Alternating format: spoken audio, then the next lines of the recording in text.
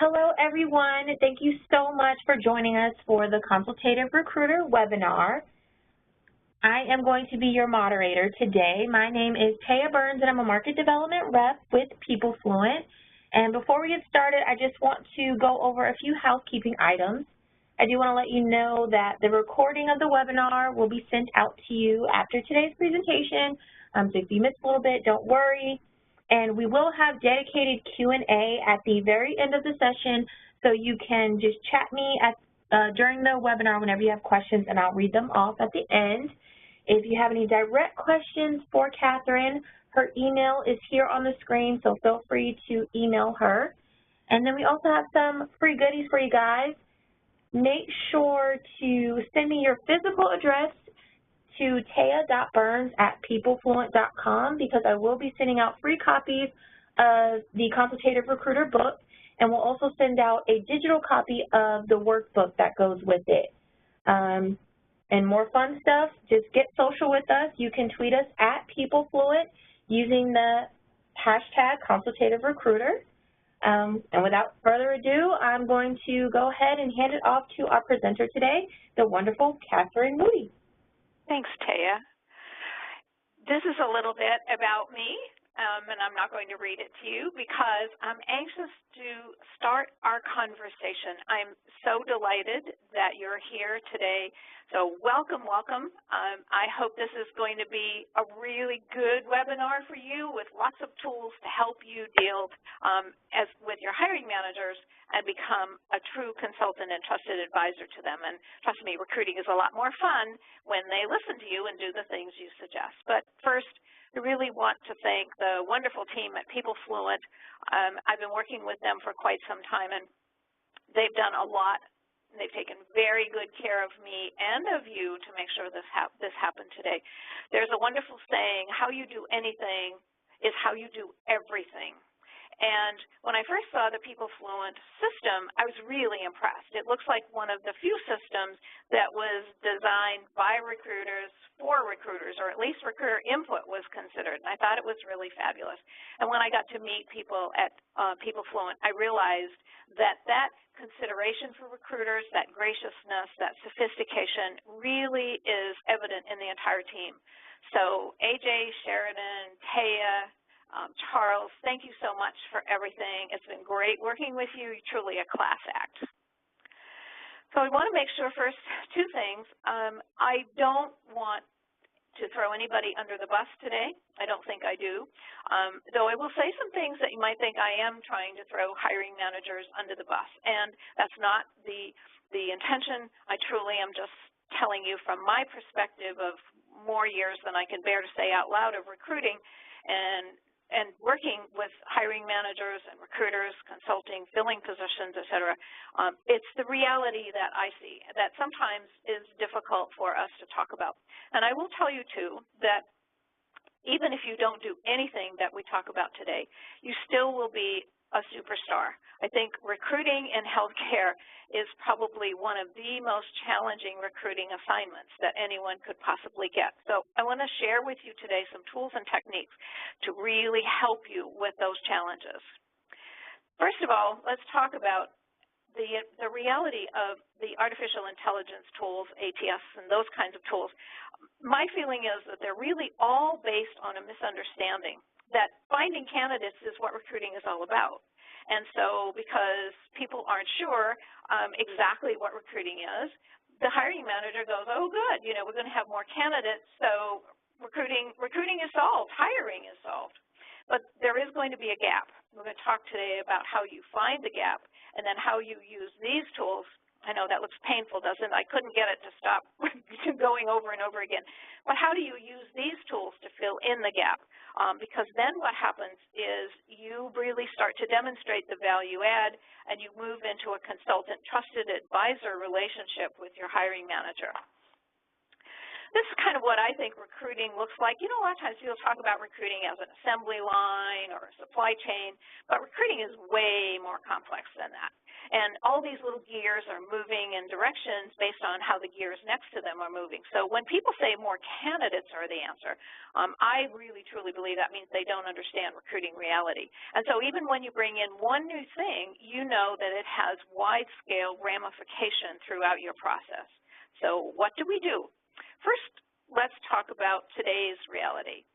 The thing that I think is most important to understand is the fact that in the world today, people are very different in terms of the communication that they need, the amount of details that they need, and here's why. Because research at both Harvard and Microsoft has determined that a goldfish will pay attention to something for 9 seconds. I don't know how they did that, but I'm going to believe them. They'll pay attention to something for 9 seconds. People, however, thanks to technology, thanks to being able to swipe to the next screen, thanks to all of the things that are happening in our world, the average attention span of an adult today is about 7 seconds. So what does that mean? It means what you say, how you say it, and how long you take to say it has to change in order to really get connected with the hiring managers and having them listening to you and accepting what it is that you're saying.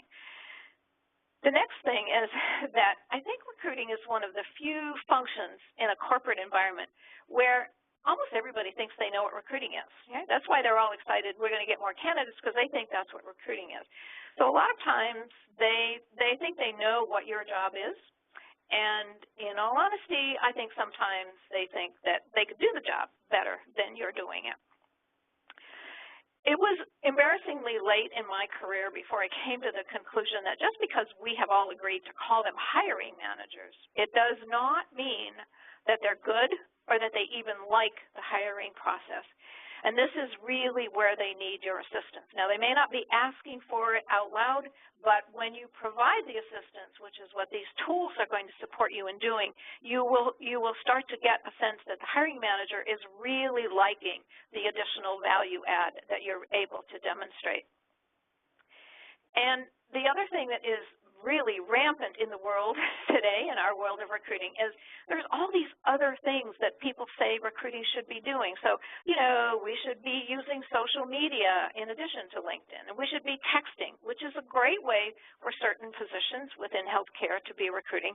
But, you know, building employer brand, being accountable for quality of hire. There are a lot of things out there that say no matter what you're doing now, it's not quite enough. There's more you should be doing. And what I'm going to suggest is that we focus on the basics, and then you can add, usually in conjunction with a decision with your hiring manager, anything else that you want to do. But please don't be distracted by all of these things that other people say you should be doing, because what's really critical is building these relationships with your hiring manager. And, you know, there's only so much you can do with an already full plate. And here's part of what contributes to that full plate.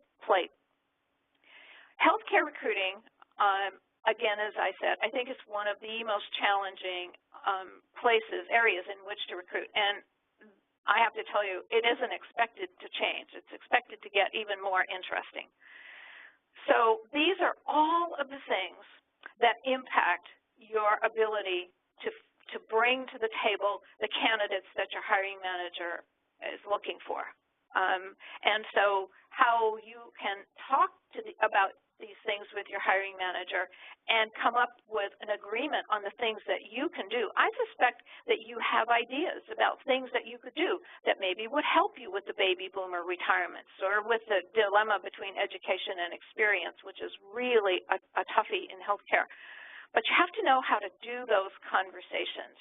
So Tay and I were talking, and we're going to do a webinar for you. I have an approach to structuring conversations. It's basically how to have a conversation where people listen to you, they understand what you're saying, and they agree to the change. It's what I call focus on the elephant, not the poop, and you'll be hearing about that webinar, so stay tuned. But I do understand. I've done healthcare recruiting for a very long time, and as an external recruiter, and these challenges, this is just the tip of the iceberg. And so I used to say that hiring in healthcare was a shifting landscape, and I have to say now I believe that it's truly tumultuous. There are all these things going on. The whole landscape of healthcare, you know, Amazon, J.P. Morgan, and Warren Buffett getting into healthcare, and Amazon already doing pharmaceutical sales and eyeing the healthcare insurance industry. And just the other day, I read Cigna was buying Express Scripts. All of those things are changing the landscape, and so they're bringing even more challenges. I was visiting my doctor a couple of days ago, and a nurse who I know has been with him for ages is retiring, and she's not retirement age, and she's not retiring to go into another position. She said, you know what, I just can't deal with all the regulations and the changes. So there's a position that's going to be filled, needs to be filled for all of the landscape kinds of issues. And I'm sure your hiring managers are aware, of course they are, of all the things happening in your landscape. But here's the thing. I don't know that they can always make a connection or that they understand how those factors influence and impact your recruiting and contribute to hiring challenges. So let's talk about the few simple consultative recruiter principles. And it's going to seem a little simplistic, and you might say, oh, it can't possibly be that easy. So if you just will try one or two, you'll see that it is. So the first really key item is to ask more questions.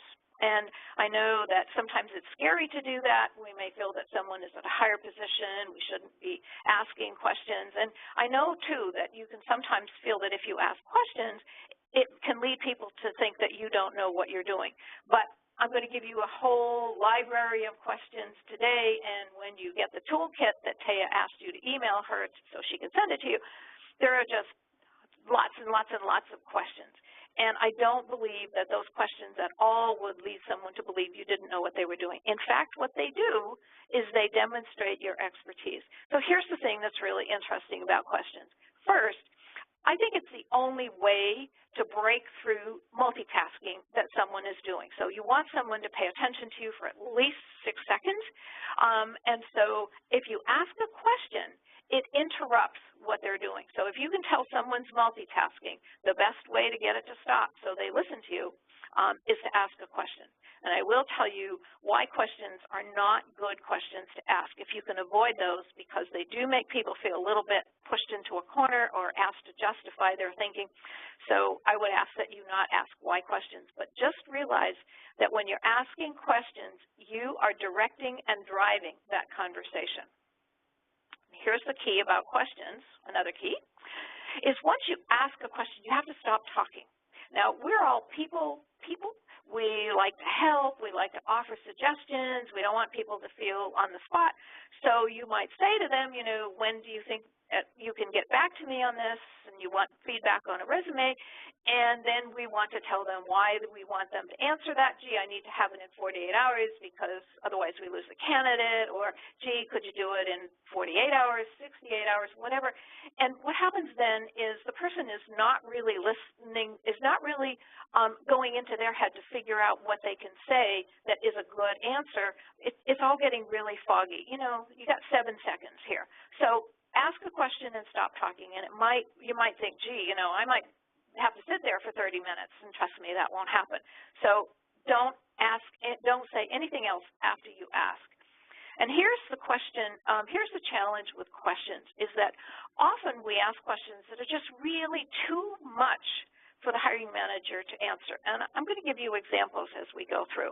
But you must ask what I call small questions, teeny tiny questions, but they have to be very small and specific so the person can go and get that information. So here's an example. One of the recruiters that I'm working with, she recruits for people to work in the oil fields on the slopes of Alaska, almost as tough as you're recruiting. And so we're going through this of her finding the gaps and talking about how she can fill them in. So she talked to one hiring manager, asked the question that I'm going to show you in a minute, and the answer she got was he thought the new ATS system that they're putting in, which unfortunately isn't people fluent, and so now they're struggling to get it to even be a little recruiter friendly. What he thought was going to be the result was that hiring was going to really be much easier because he was going to get more resumes. And so what she did is she did what I call the okay, go away, get away. That's the cowboy right there. And she didn't ask any more questions. So what does more resumes mean? Does that mean that, he wants different resumes? Does he want more resumes to review, more candidates to interview? How does he feel about the number he's gotten so far? How many more would he like to see? You really need to have more detail. The more information you have and the more of these small questions you ask, the more you move into a consultant perspective, and the easier it's going to be for you to know what that hiring manager needs in order for them to be happy.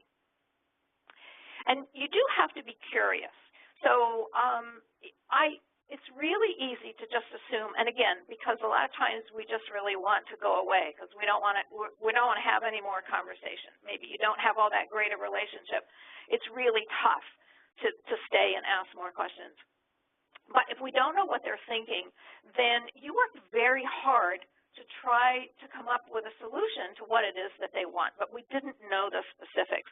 I was doing a search for a very large company who said what was really critical was to have someone who understood and could support customers, provide good customer support. And the other person on the phone, the other recruiter on the phone with me, we were doing a launch meeting, said, oh, yeah, that's really good, and what about this? And totally moved off that topic. So when that conversation was over, I went back to the CEO, who was the hiring manager, on the phone, and I said, so tell me, what is your definition of good customer service? Now, that might seem like a really stupid question, right? Oh, gee, everybody knows that. But, he had a very specific way of defining it and of knowing when he was looking at someone who was going to provide that kind of customer service. And his level and his definition of customer service in no way was the same definition as the Cheesecake Factory, for example. So it's good to keep asking questions. Always, always, always, you want them to tell you more. And here's another reason why. Today, in the goldfish world, when we're not quite as attentive as the goldfish, obviously our mind doesn't pay attention to boring things. And so I thought about this and I said, okay, so what's not boring? Well, what's not boring is anything about me. So if it's my opinion, my thoughts, my perspective, my advice, whatever, then I'm really attentive. I'm paying attention. I'm happy to share that. Now, when you ask questions of your hiring manager, that's exactly what you're tapping into. And so those questions, not only are you getting answers to really important questions, but they are paying more attention because it's all about them and their perspective, what they have to say, what they're thinking.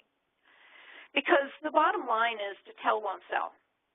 And what does that mean? It means that you've got good information. You've got good things to share with them. You know what the challenges are. You may know great ways to mitigate those challenges. But the minute you slip into something that sounds like a lecture, it doesn't take long for it to start like a lecture. And you know what?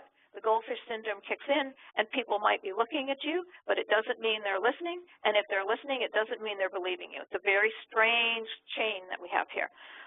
I have a friend who's been recruiting for a very long time, and if we're in a situation where the hiring manager goes, I just don't know if I'm ready to make a decision yet, she slides into this lecture that I could recite for you word for word, but I'll spare you. It starts with the, but if we don't make a decision, we're going to lose these candidates, and I can't stop her from doing that.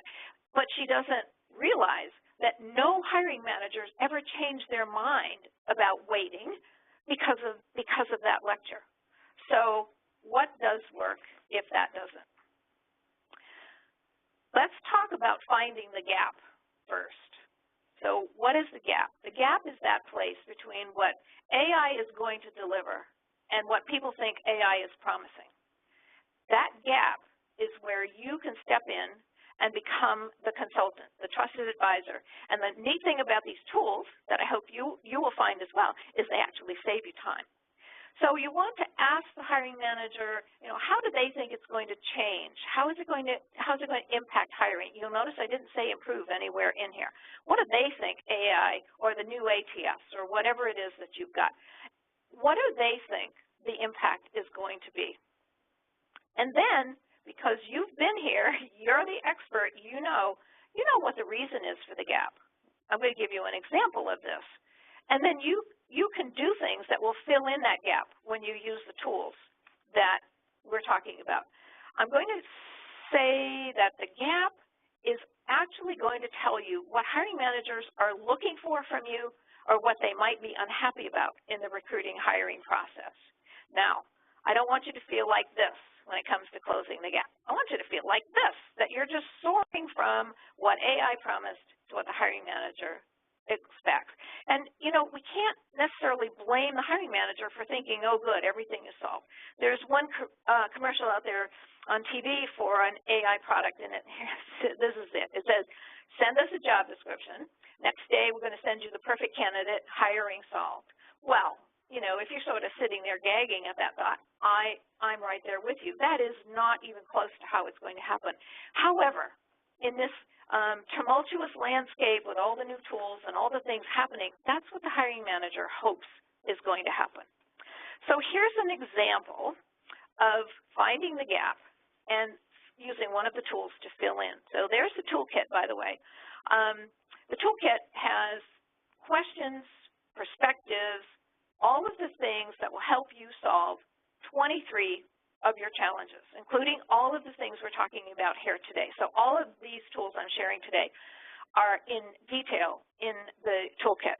And here's what's cool. You don't have to read the whole toolkit. You can say, this is the challenge I'm having.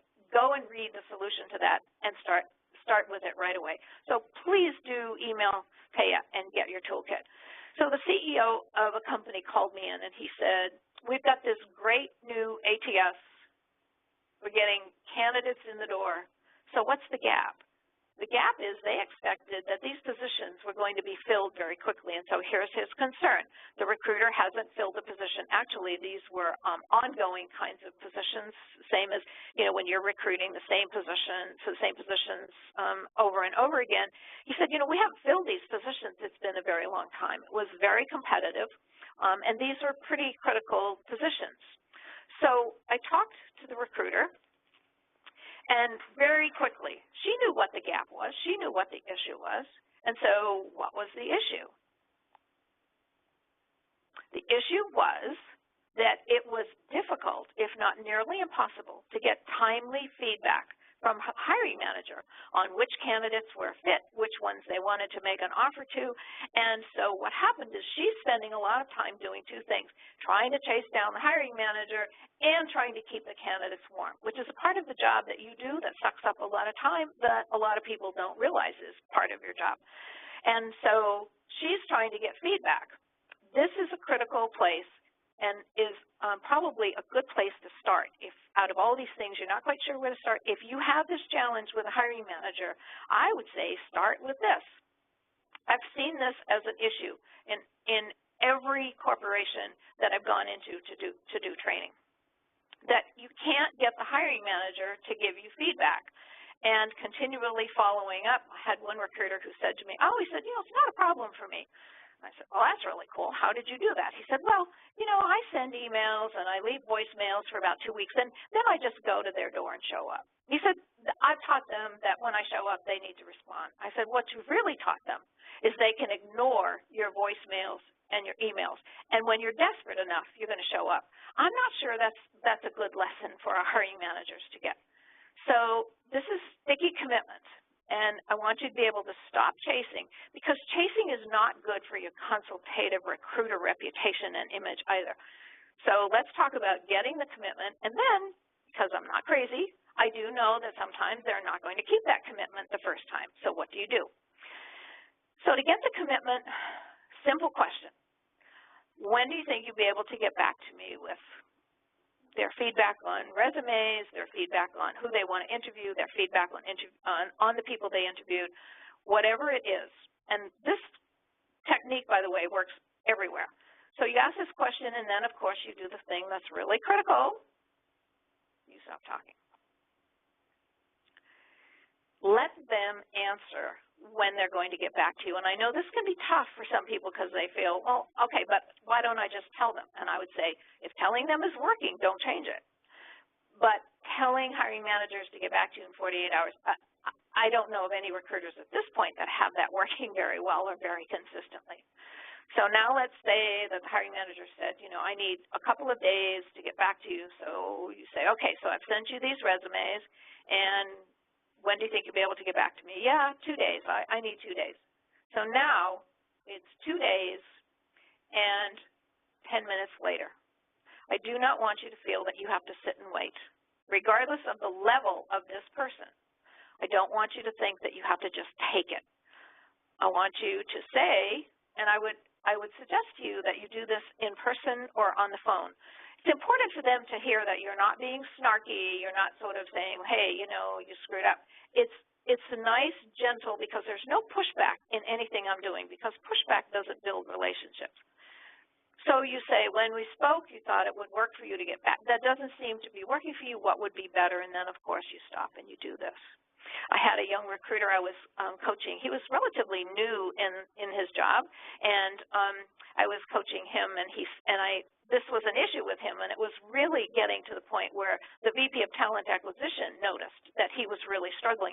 Because while you're doing this, trying to get commitment, trying to get feedback, your time to fill metric is running. And there's no little footnote that says, but we really should reduce it by 2 weeks, 6 days, whatever, because the hiring manager didn't get back to the recruiter. That isn't in most time to fill metrics.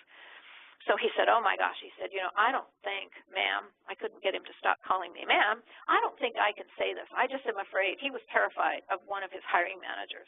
He said, I don't think I can ask her that. I think she's going to be really angry. And I said, well, if she is, you know, you tell her I made you do it, and I'll talk to her and everything will be fine. So I talked to him a week later on our coaching call. He said, you know, I asked her that question, and I'm waiting to hear what happened. And he said, she didn't even say anything. She gave me a time. She didn't say you're rude. She didn't say, you know, that's a silly question. She gave me a time. And I said, and did she keep it? And he said, well, no, she didn't. But he said, I called her right away, just as you asked, and he said, I did get feedback from her so much faster than I've ever gotten it before. So I don't think most people will even recognize what it is that you're doing. And I really doubt that anybody's going to be offended. If they're offended by this, then there's something else going on, and I worry about the relationship with that hiring manager. So these are what I call the gap closers. So we just did sticky commitment. I want to share with you when you send candidates and the hiring manager goes, oh, not a fit, you know, I'll know it when I see it type thing. Then the case where you've sent really good candidates, the hiring manager likes them, and one day they show up with their little face in the doorway or an email saying, gee, I'd like to see some more of those. And then there's the one, how hard can it be? You know, the hiring managers who think, yeah, but, you know, we're this company or this health system or we, you know, make this medical device. How hard can it be to recruit for us?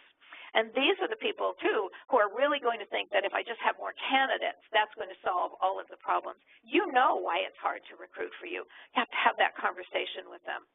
And then one of my favorites, surprise, surprise, surprise, you think everything is done and you get this really search extending conversation. So here's another one. This is the one for the not a fit. So regardless of which side of this picture you feel you're on, you've probably been here. You've sent several candidates, the hiring manager interviewed them, and then just keep saying, well, you know, not really a fit. You know, I just don't know.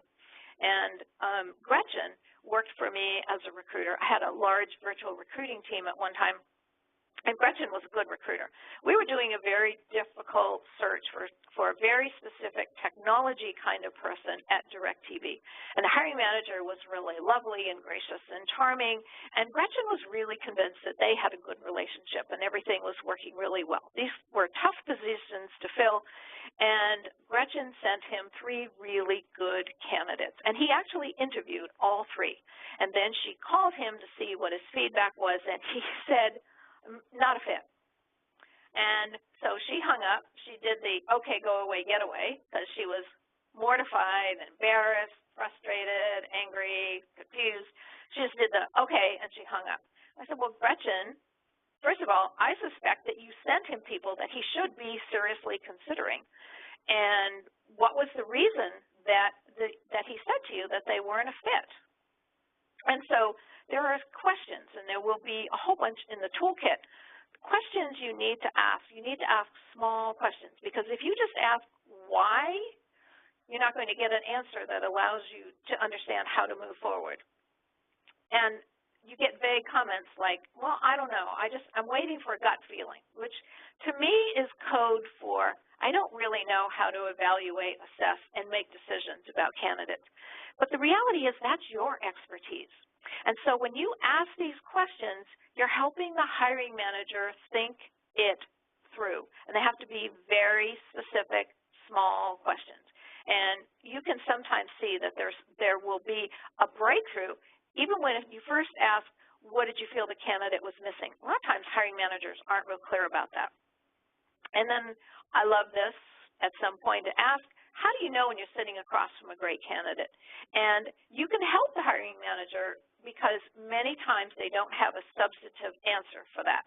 So there's not a fit. And now we have the ever popular send me more. And again, can't do the okay, go away, get away. So you think the search is winding down, and all of a sudden the hiring manager says, gee, you got any more of those? And this was the case with a recruiter I was coaching, and this actually happened on our very first call, because I do introductory calls when I'm going to be coaching or doing in-person workshops, and she was so discouraged. She was working in a very tough field, tough to get viable candidates, and she was convinced that there were people in the slate that she had presented that the hiring manager had interviewed. There was a winning candidate in that slate, and perhaps you can relate, because when you've got candidates that are absolutely the person who can do the job. Problem is the hiring manager doesn't always know how to assess that. So let's help them. And so I said to her, here are some questions, gave her all the questions, because there are more questions in the toolkit. You often don't need a whole lot of questions. But I gave her some questions. I said, why don't you go back and ask the hiring manager these questions? And she said, I'm going to. And so when I talked to her a few days later, she said, you know what? Not only did the hiring manager decide that one of those candidates really was the person that he wanted who could do the job, she said the hiring manager thanked me for asking him questions and said, always feel free to push back. Well, she wasn't really pushing back, but that's what the term most people use. That's all right. They don't know what we're doing. But he said, I like it that you asked questions, and here's the thing, helped me think it through. So this is truly value add. The hiring manager, they don't ask for it because they don't know that you can provide it. And sometimes what I do if a hiring manager really seems to be confused is I just list all the requirements, list all the candidates in the word table, and just write X if they have the if they meet the requirement, and leave it blank if they don't. I don't do any 1 to 27 grid or anything like that. Make it real simple. But sometimes a visual like that will really help a hiring manager get clear on what they're looking for and if indeed they need to see more candidates. They don't need to be spending their time interviewing.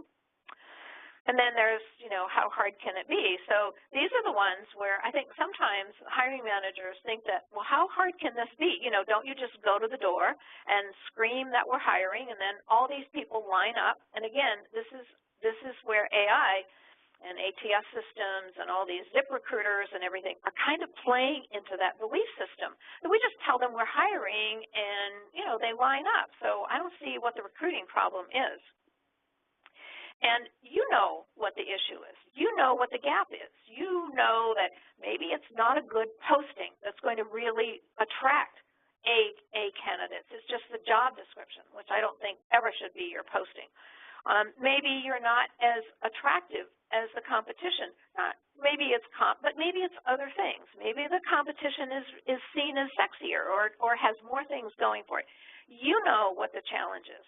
So here's what you can do when you have this situation. And again, there's more explanation in the toolkit, but share a market update and then start asking lots of small questions. And you know more about what's going on in the marketplace with these candidates in terms of their willingness to raise their hand to come to work for you than probably the hiring manager does.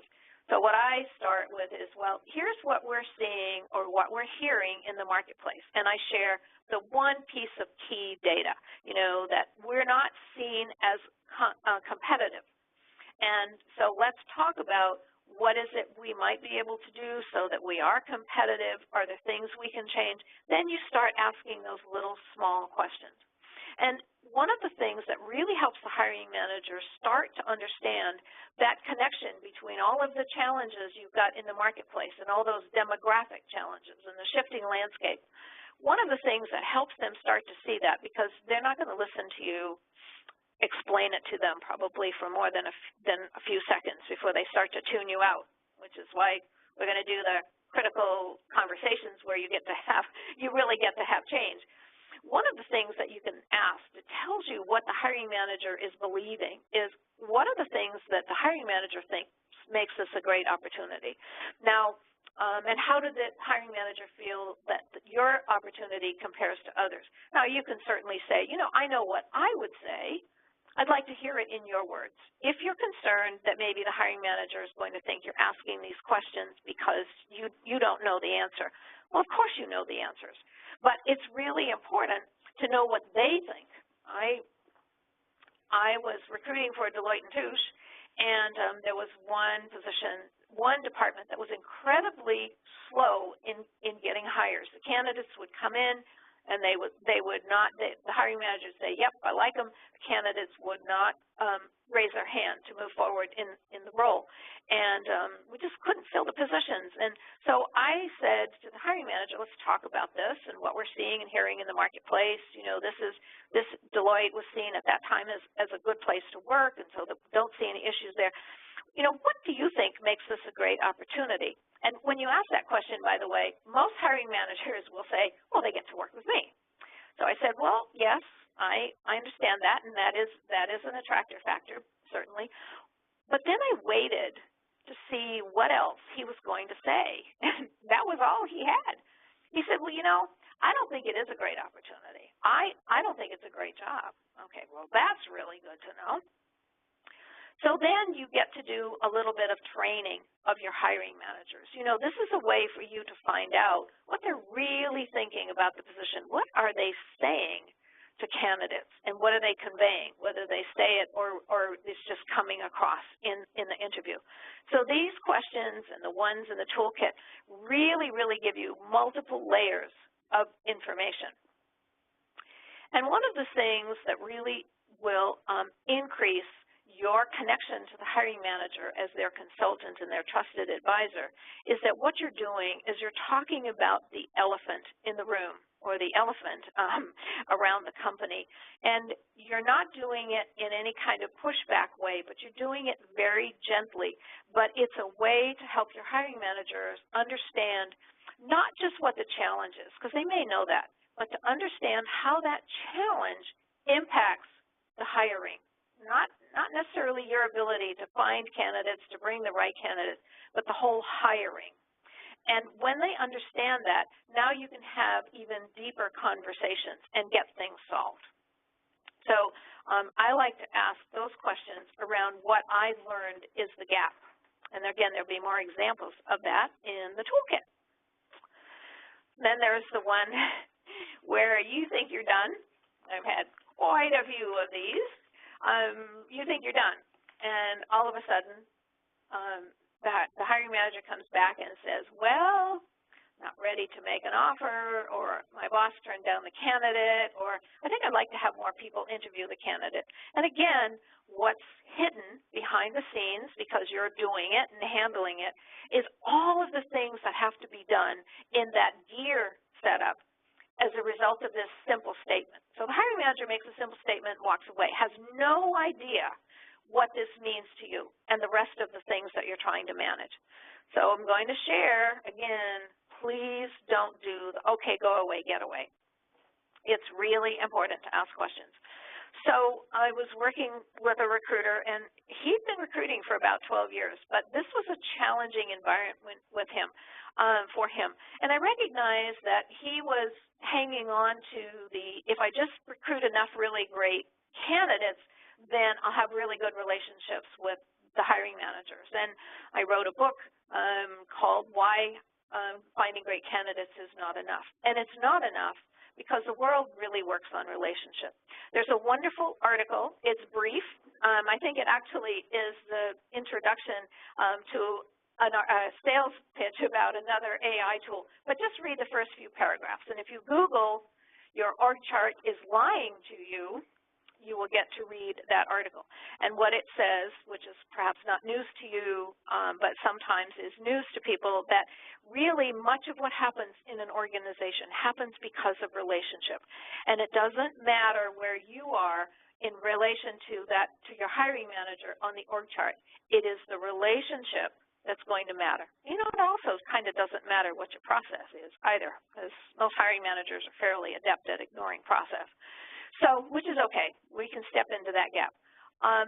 So here's this recruiter, about 12 years of recruiting, and the irony was he was filling positions, but he wasn't highly respected because he thought having coffee with people was having a relationship. But they really weren't buying when he said, "This is a great candidate."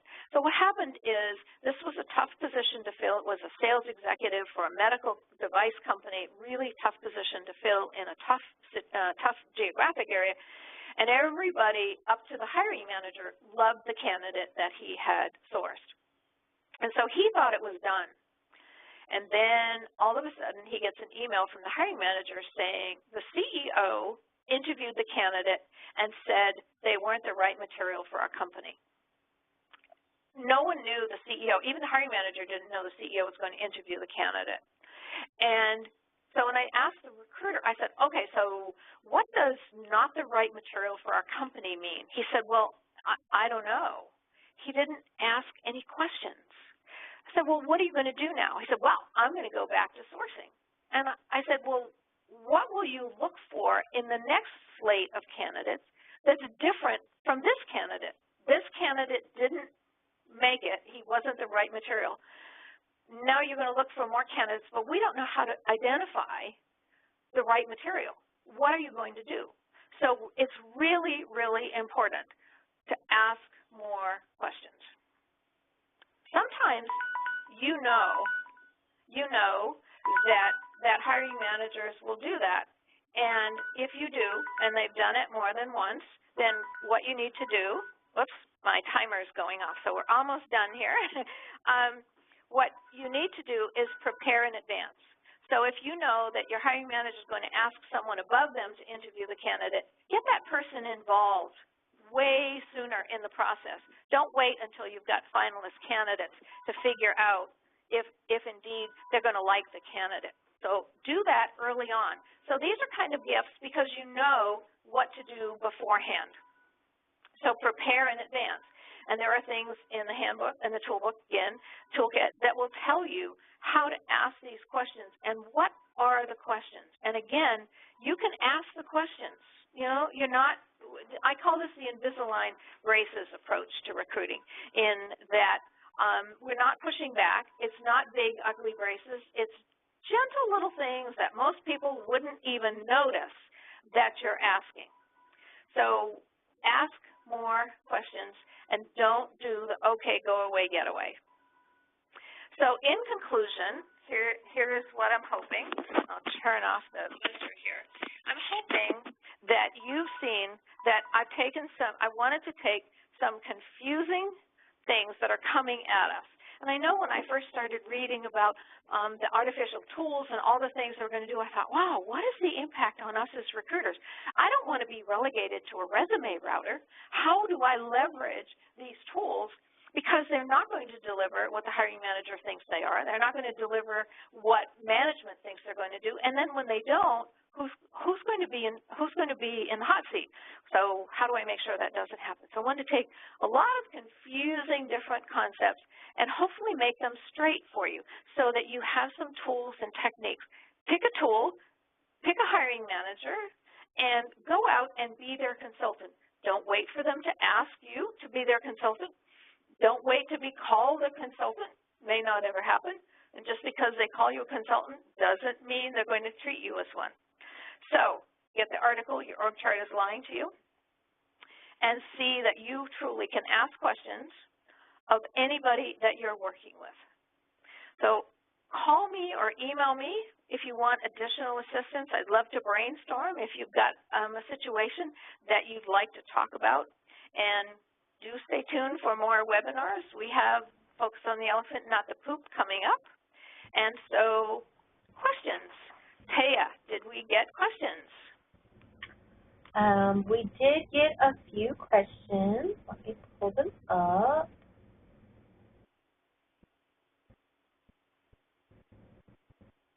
So the first question we got was, I have some ideas on how we could be more competitive in hiring for certain positions. How do I have that discussion with my hiring manager? Good question. And I think that when it comes to dealing with a competitive situation, you probably know better than perhaps anybody else in the organization, even including the hiring manager, what the issue is, and you probably have ideas for dealing with it. And so what I would do is talk to the hiring manager, see if you can have a conversation, and start with what we're seeing and hearing in the marketplace is that many candidates don't see us as competitive, whether it's compensation or, they don't like the work environment or whatever it is that is making your company being perceived as less than competitive. And here's then what I would do. And there is a formal structure, but in the meantime, what I would do is I would say, what are your thoughts about what we can do to mitigate that image that we have or that challenge? And get your hiring manager to participate. Ask questions. Ask small questions. I think I wouldn't ask, what do you think? Because they probably don't want to think about it. That's your job, not theirs. Their job is running the business. Yours is bringing people in. So I would ask for the hiring manager's perspective. When mind isn't going to pay attention to things that are boring, so make it about them. What did they think? What is their perspective? What would they tell a candidate about what makes this a great opportunity? What would be the reason to talk to the candidate? What would they say to the candidate about why that image that something else is better? What would they say to a candidate about that? And so you're engaging them in conversation. And as you go, remember, when you're asking questions, you're leading, you can talk about. So one of the things I've seen companies do, there was a really interesting article from CNN where they talked about some interesting things that companies had done when it came to recruiting nurses. And there was also just a real quick recap of how they had gotten some data, which is good to share. But not in a big PowerPoint presentation that the hiring managers got to sit through. It's got to be pretty small doses. Remember the goldfish issue. So I would ask the hiring manager, what are you hearing? What are you seeing? What are your thoughts? Engage the hiring manager, being curious about what their perception is about that situation. That's how I'd start. Cool. All right, and the next question we got are, there are lots of recruiting challenges in our company. How do I choose where to start using these tools? Yes, it can be overwhelming. So think about, what is the situation that's driving you crazy, that is wasting most of your time? What is causing the gap between what AI is promising and what it's really going to deliver and what your hiring manager thinks it's going to do for them, which is to solve and never have another hiring challenge. Often where people start is with that commitment, because that is a place where we waste a lot of time. We're trying to keep the candidates warm. We're chasing the hiring manager, which doesn't do anything for our image or our reputation. So pick one area that is eating up your time for no good result, that is perhaps going to be a place where you're going to be able to step into the gap. And just pick one at a time. You know, it's too hard to do everything. So then we end up doing nothing because you already have a full plate. I got it. So what I'd like you to consider is maybe pick one. And that commitment is often the one where people get the biggest result. And I'll tell you, it'll work for you every time. All righty. And the very last question that we have, isn't it the hiring manager's responsibility to follow our process? I don't understand why I have to do the things you discussed. I know. It doesn't seem fair, does it? This isn't how it's supposed to work. So once again, I'm going to tell you, Google why your org chart is lying to you and read that article. I totally agree. However, I also believe that the one with the flexibility wins. And I'm not sure that any of us really care a whole lot about other people's process. And I know, you know, hiring managers don't care about your process any more than perhaps you care about others' process. Again, hiring managers think recruiting is your job. It's not theirs. So let's avoid the P word and let's say that it may not be fair, but if you've got tools and you can solve this and start building these relationships, this is really building a foundation for additional success in your career. And I'd love it if everybody did what they were supposed to. My idea of stress management used to be I got everybody to do things my way and then I would never be stressed. And, you know, it took me a long time to figure out that wasn't going to work. So you've got some tools. Become their consultant. It's actually you taking on a new aspect of your role. I think you'll find that people are happy to have you do that because otherwise, if you wait, I don't think things are going to change. I could be wrong, but I don't think they're going to change if we just wait. All righty, well, that wraps up all of the questions that we have. Great, great. Yeah. Well, we thank everyone for attending today. Again, please email me your physical address so you can receive your free copy of the Consultative Recruiter workbook, hard copy of the book, and then we'll send the digital copy of the toolkit after the webinar. Yes, and feel free to call me or email me if you have any questions or if you'd like to brainstorm any of your situations. Thank you so much, everyone. It's been great being here with you. Thank you, everyone. Take care. Bye-bye.